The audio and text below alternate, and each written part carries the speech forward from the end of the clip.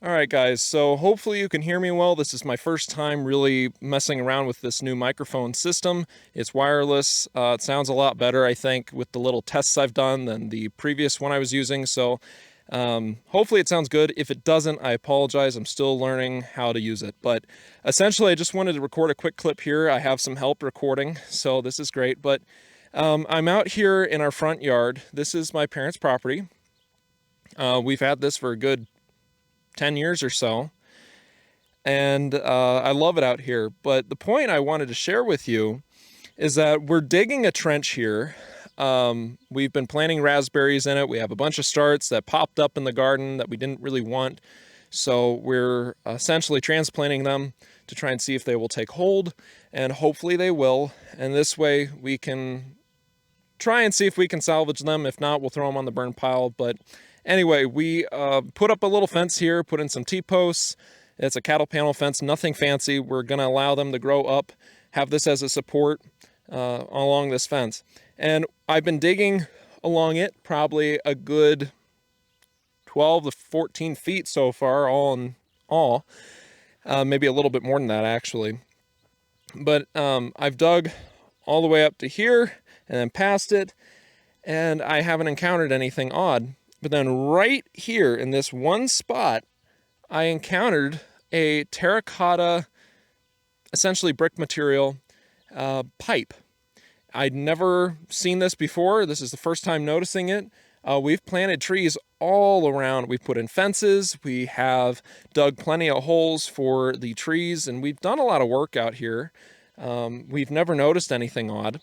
It's not all that deep in the ground either, so there's that as well. We tried using a ditch witch out here to essentially make this exact same swath, but we're digging it out by hand because the ditch witch did not work. We rented it and it just had some problems, and long story short, it died. It didn't want to work.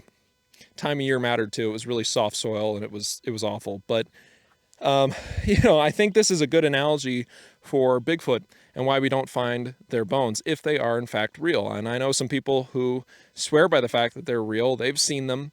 And so I take their word for it. I've seen some very odd things as well. You could classify it as a Bigfoot. That's a discussion for another day. I've been putting that off for a long time because it still just kind of boggles my mind. But essentially, if Bigfoot are real, I stand by the concept that they are physical, flesh and blood. There may be a separate entity thing going on that people are noticing for some of these paranormal accounts because some of them do seem legitimate. But for the majority of them, we're talking about a flesh and blood being. And so if they're real, they have to die at some point, and their bones theoretically should have been noticed by now. That's a big argument for skeptics, and I do agree with it. But I think this shows or highlights a big issue with the concept of people just noticing their bones.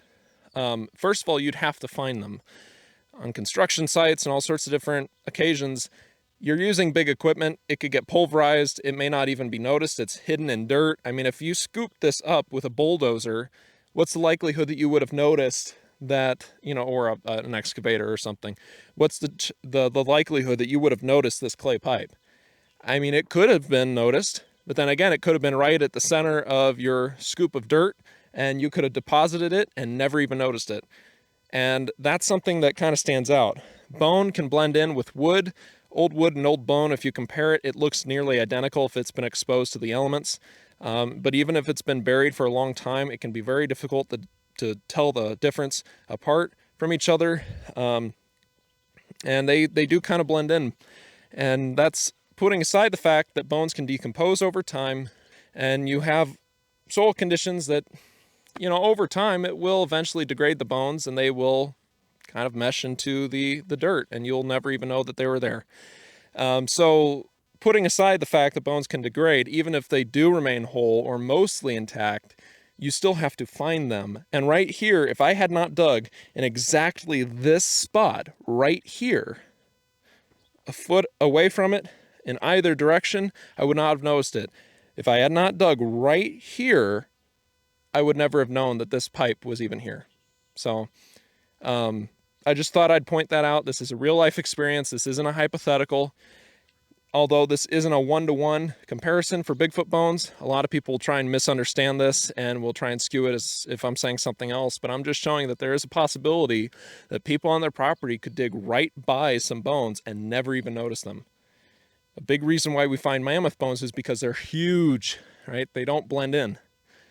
I think it would be very interesting to do some interviews with paleontologists and archaeologists and talk about how often they find bones that are smaller or just human-sized. It would be kind of interesting. But anyway, thank you guys for watching, and I'll see you guys next time. Bye.